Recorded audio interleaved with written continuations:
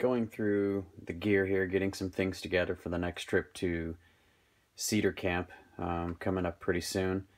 It's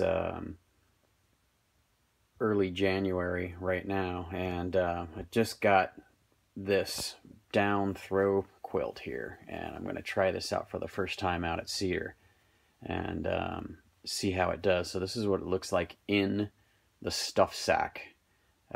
Probably ought to get a compression bag for it at some point. I can make it a little bit smaller in the pack, but it does collapse down pretty darn small. I mean, you can see that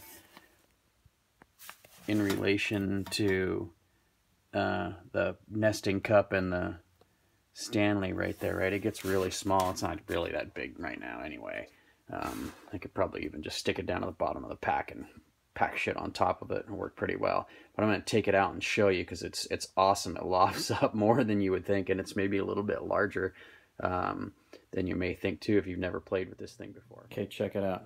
Here's this quilt out of the bag and on top of a queen size bed. You can see this thing almost takes up the entire bed. In fact, really, unless I stand up on something tall, I can't even get the whole thing in frame.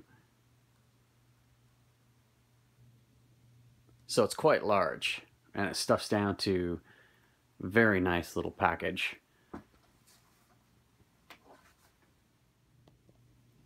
So this thing, I don't suppose there's a need for a full review. There's tons of people on YouTube with things, but I haven't seen too many of them that really give you a good look at it. So one side has more of a dull matte type finish, and the other side's a little more of this shiny finish on the nylon. It's a blend of poly and nylon.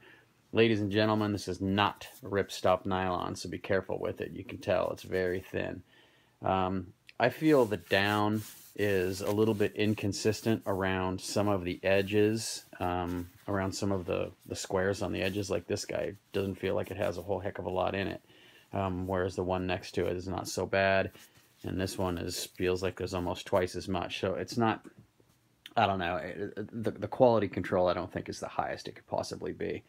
I haven't measured it, but it says the finish size here is 60 by 70, and you saw it. I mean, it takes up almost an entire queen bed. It's pretty sweet. You can kind of stuff it inside of your sleeping bag with you, whether you have a down bag or not, or even, you know, in warmer weather, maybe just with a liner in this inside of a hammock would be pretty sweet as well. But you know, these things are $20 to $30 depending on the season, and they're fantastic. This is the double black diamond, they call it. So whoever invented this obviously likes to ski, or likes wintertime sports at any rate.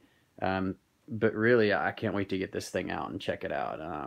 I'm excited about it. I sleep super cold, so I'm going to take out, I'm not sure what bag I'm going to take because it's bound to be pretty darn wet, but regardless of what temperature rating bag I take out, I only have, my lowest ones only go down to 20.